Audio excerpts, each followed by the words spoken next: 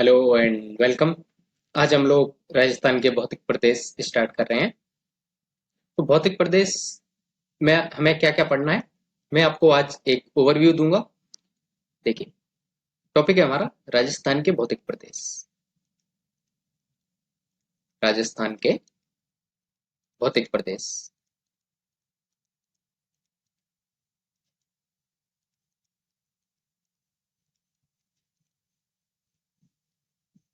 इस टॉपिक में हमें क्या क्या पढ़ना है, मैं उसका एक ओवरव्यू आप लोगों को देता हूँ। देखिए, राजस्थान के भौतिक प्रदेश हम दो आधार पर पढ़ेंगे। पहला, व्यक्तिगत मतों के आधार पर। व्यक्तिगत मतों के आधार पर। नंबर दो, भौगोलिक आधार पर। ये हमारा मेन टॉपिक है, भौगोलिक आधार पर। व्यक्तिगत आधार पर हम एक व्यक्ति का नाम याद रखेंगे, professor VC Mishra. Professor VC Mishra. भौगोलिक आधार पर हम राजस्थान को चार भागों में बांटेंगे। थार का मरुस्थल। थार का मरुस्थल। नंबर दो, अरावली। नंबर तीन, पूर्वी मैदान।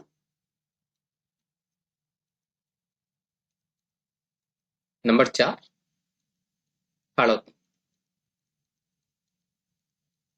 ये अपना भौतिक प्रदेश का सिलेबस है। इसके बाद बात करते हैं थार के मरुस्थल की। देखिए, थार के मरुस्थल को हम आगे, थार के मरुस्थल को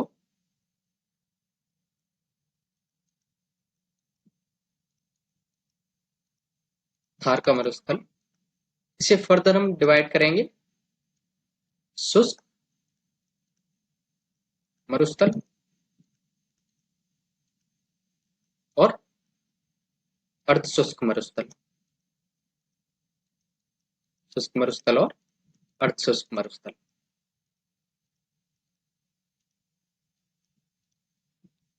अरावली को हम डिवाइड करेंगे तीन पार्ट्स में। अरावली को हम डिवाइड करेंगे तीन पार्ट्स में, उत्तरी अरावली, मध्य अरावली और दक्षिणी अरावली। इसी तरीके से मैदानों को हम डिवाइड करेंगे दो भागों में, और हाड़ौती को हम डिवाइड करेंगे पांच भागों। इस तरीके से क्या है, चीजें याद ज्यादा रहती हैं। आप मुझे कमेंट करके बताना कि आप इस तरीके से पढ़ना पसंद करोगे या पीपीटी से मैं आपके आके आपको समझाऊं, वो चीज ज्यादा बेटर है। आप मुझे एक बार बताना कमेंट में। इसके बाद शुष्क मरुस्थल को हम आगे फिर दो भागों में बांटेंगे। पहला है बालू का स्तूप युग। बालू का स्तूप युग। और दूसरा है बालू का स्तूप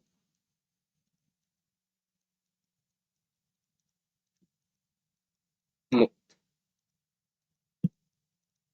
फिर इनमें हम अर्धशुष्क मरुस्थल को चार भागों में बांटेंगे। चार भाग कौन कौन से हैं? पहला है घग्गर प्रदेश। नंबर दो पे है हमारा शेखावाटी प्रदेश। नंबर तीन पे है नागौरी उच्चभूमि।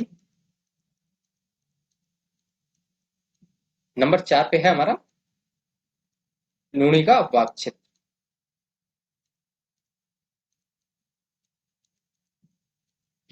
ये हो गए हमारे अर्धशुष्क मरुस्थल के पार्ट। इसके बाद देखिए, अब इनमें क्वेश्चन कहां से आते हैं? क्वेश्चन आते हैं इनमें जिस किसी भी पार्ट के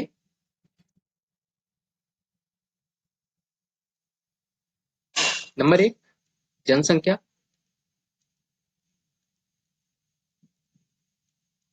हम लोगों को याद रखनी है। नंबर दो, क्षेत्रफल याद रखना है।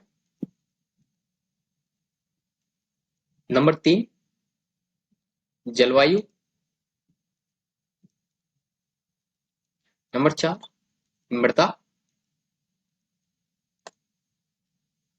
इसके अलावा नंबर 5 विशेष शब्दावलियां। विशेष शब्दावली। ये चीजें आपको इन सारे टॉपिक्स की याद रखनी है। अब चलिए एक जनरल सी, आज थोड़ा वीडियो छोटी रहेगी। कल से या परसों से हमारा स्टूडियो तैयार हो जाएगा, तो फिर सारी क्लासें हमारी डिजिटल बोर्ड पर आ करेंगी। फिर हम अच्छे से चीज़ों को समझेंगे। अच्छी क्वालिटी में आपको नोट्स भी मिलेंगे और अच्छी क्वालिटी में आपको वीडियो भी मिलेगी। तो एक दो दिन मैनेज कीजिए। अब देखिए, मैं आपको एक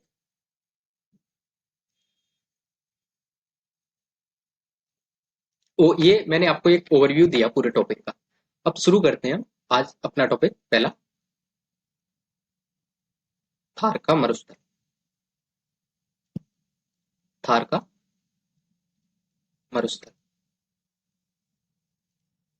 थार के मरुस्थल में मैंने आपको बताया दो चीजें पढ़ेंगे, शुष्क मरुस्थल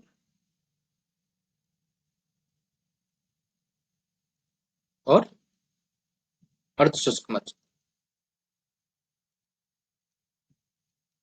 अर्धशुष्क मरुस्थल।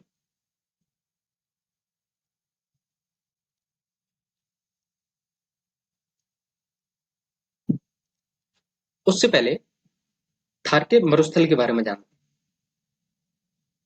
थार का मरुस्थल जो है वो राजस्थान के कुल क्षेत्रफल का 61.11% भूभाग घेरता है। राजस्थान की जनसंख्या का 40% भूभाग घेरता है। थार के मरुस्थल में जलवायु शुष्क और अर्धशुष्क प्रकार की पाई जाती है। शुष्क और अर्धशुष्क।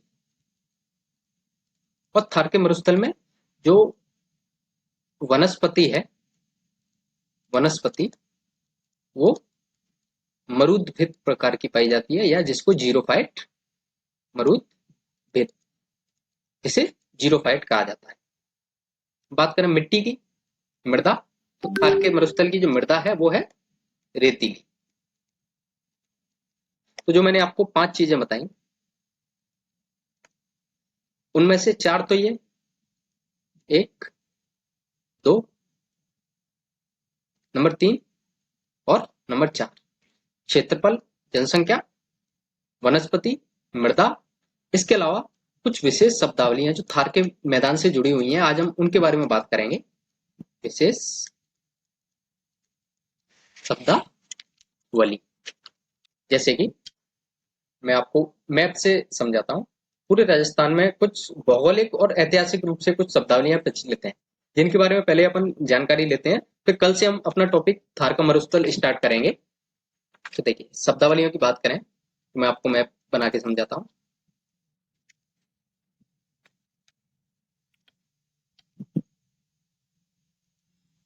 देखिए, आपको राजस्थान का मैप ड्रॉ करना आना चाहिए थोड़ा थोड़ा।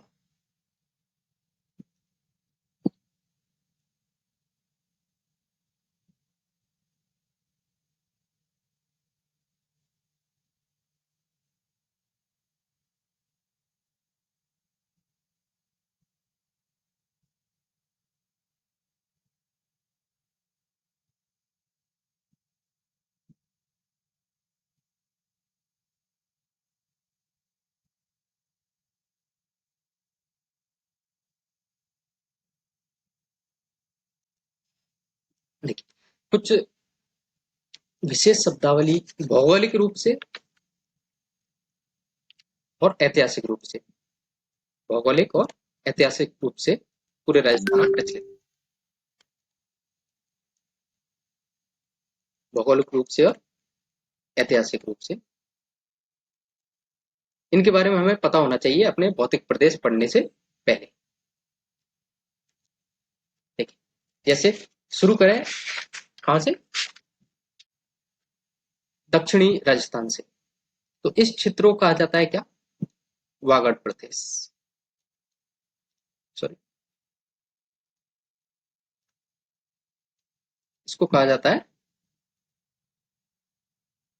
वागड़ प्रदेश। क्या नाम दिया जाता है? वागड़ प्रदेश। इसके बाद बात करें, शेखावाटी क्षेत्र जो है, ये क्षेत्र, इसको नाम दिया जाता है वागड़ प्रदेश। वागड़ प्रदेश।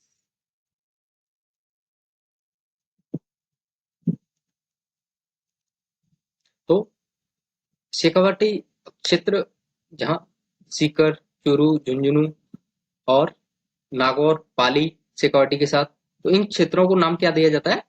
वागड़ प्रदेश, ये पूरा एरिया। और एक क्षेत्र को नाम क्या दिया जाता है? वागड़ प्रदेश। इसके बाद दो शब्द आते हैं अपने पास, राठ और राठी। देखिए, राठ शब्द का प्रयोग किया जाता है जो अलवर वाला क्षेत्र है, इस क्षेत्र के लिए। इसके लिए हम क्या शब्द यूज लेते हैं? राठ। और राठी किस्म की, राठी किस्म की गाय के कारण इस क्षेत्र को नाम दिया जाता है राठी।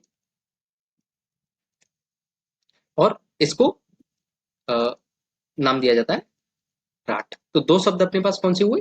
राठ और राठी। इसके बाद बात करते हैं अपन शेखावाटी और तोरावाटी।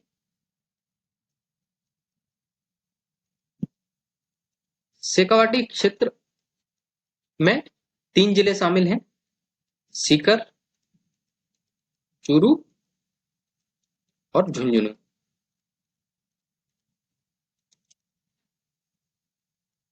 शेखावाटी और तोरावाटी। तोरावाटी में चूरू नहीं है, सीकर और झुंझुनू। ये वो क्षेत्र है जहां कांतली नदी का प्रवाह था। कांतली नदी के प्रवाह क्षेत्र को क्या कहा जाता है? तोरावाटी। इसके बाद अगला है अपना, मैं आपको एक पेज लेके ये सारी शब्दावलियां बता देता हूं अलग से।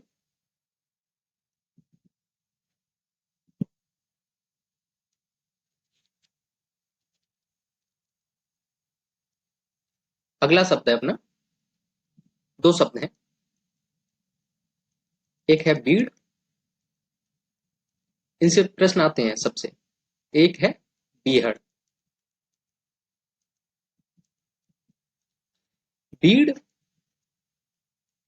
शेखावाटी क्षेत्र में जो घास के मैदान होते हैं, चारागाह मैदान, शेखावाटी के घास के मैदान, इनको कहा जाता है बीड़। चंबल नदी द्वारा, चंबल के अवनालिका अपर्दन के द्वारा जो अवनालिका अपर्दन से जो भू आकृति बनती है, उसको कहा जाता है बीहड़। जैसे ऐसे, इनको क्या कहा जाता है? बीहड़। इसके बाद दो शब्द हैं अपने पास, थली और तली, या थली और तल्ली। देखिए, मरुस्थल का जो उठा हुआ भाग जो होता है, उसको क्या कहा जाता है? थली। यहाँ ये जलविहीन क्षेत्र होता है। इसके अलावा तल्ली कहा जाता है जो मरुस्थल का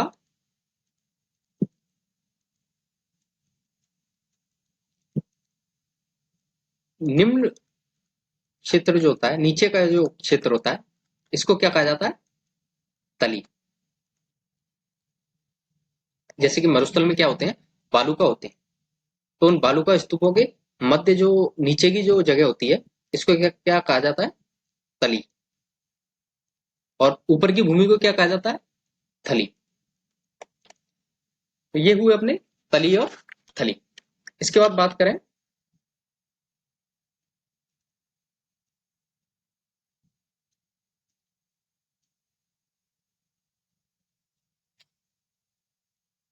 कुछ ऐतिहासिक शब्द हैं।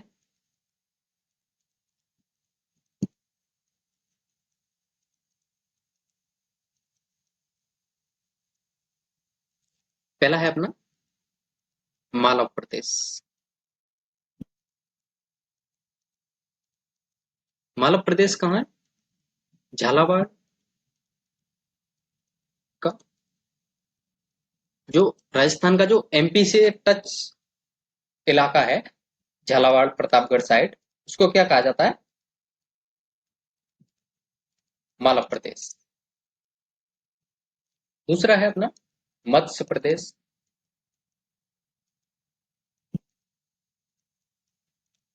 तीसरा है अपना मेवल प्रदेश। चौथा है अपना मेवात।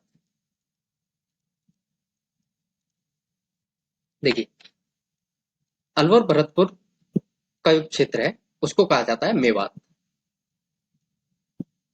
अलवर भरतपुर का जो क्षेत्र है उसको कहा जाता है मेवात। क्यों? मेव जाति के निवास के कारण।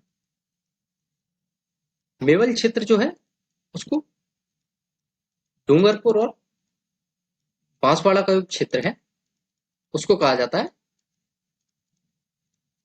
मेवल प्रदेश। मध्य प्रदेश कहा जाता है अलवर, भरतपुर,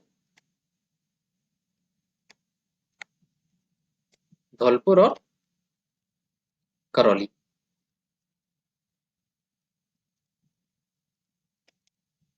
इसके बाद आता है अपना मेवाड़ और मारवाड़ और मेरवाड़ा। मेवाड़, मारवाड़ और मेरवाड़ा। मेवाड़ क्षेत्र चित्तौड़, डूंगरपुर, उदयपुर, चित्तौड़, डूंगरपुर नहीं, चित्तौड़, भीलवाड़ा, राजसमंद और उदयपुर। चार जिले कौन कौन से हो गए इसमें? चित्तौड़, भीलवाड़ा, राजसमंद और उदयपुर। मारवाड़ में मेनली जोधपुर, बाड़मेर और बीकानेर का जो क्षेत्र है उसको क्या? मारवाड़। इन दोनों के जो संक्रमण वाला क्षेत्र है उसको क्या कहा जाएगा? जहां मेवाड़ और मारवाड़ दोनों मिलते हैं उसको कहा जाता है मेरवाड़ा। इसको कहा जाता है क्या? मेरवाड़ा। अब कुछ लोगों को लग रहा होगा कितना बेसिक से हम लोग स्टार्ट किए हैं, तो बिल्कुल बिल्कुल बेसिक से चलेंगे और एकदम हाई लेवल तक जाएंगे। इसीलिए इस बैच का नाम फाउंडेशन बैच है। अगर आपको केवल मैराथन वीडियोस देखनी है तो वो मैं पटवार और वीडियो के लिए डालूंगा, आप उसमें से देख सकते हैं। लेकिन इसमें हम बिल्कुल बेसिक से चलेंगे और एकदम हाई लेवल तक कवर करेंगे। अब देखिए, ये हो गए अपने कुछ ऐतिहासिक क्षेत्र, तो इनके बारे में आप याद रखेंगे।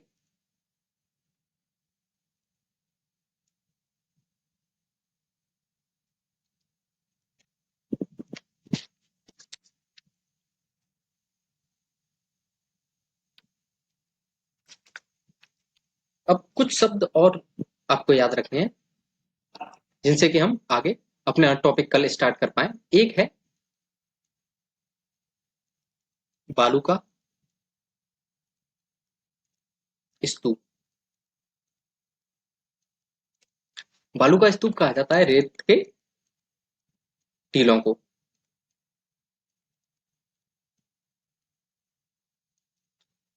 दूसरा है अपना खड़ीन, जो कल मैंने आपको बताया था, एग्जाम में आया था। एक है पिलाया, एक है रन या टाट। ये सारे रेगिस्तान से संबंधित शब्द हैं। देखिए, पिलाया है अस्थायी झीलें।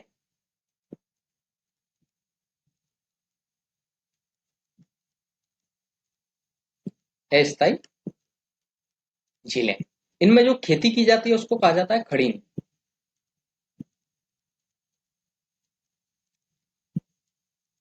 रन या टाट कहा जाता है रेगिस्तान में ऐसा दलदली क्षेत्र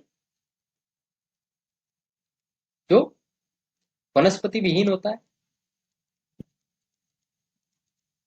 रन या टाट तो होता है वनस्पति विहीन, और प्लाया होता है खेती के लिए उपयुक्त। ये इनमें अंतर है बेसिकली, खेती के लिए उपयुक्त। तो आज छोटी सी क्लास रखेंगे, इतना ही कवर करेंगे और कल से उम्मीद है कि शायद अपने स्टूडियो से हम क्लास चालू कर पाएँ। तो धन्यवाद, चैनल को सब्सक्राइब कर लीजिए और वीडियो को लाइक कर दीजिए।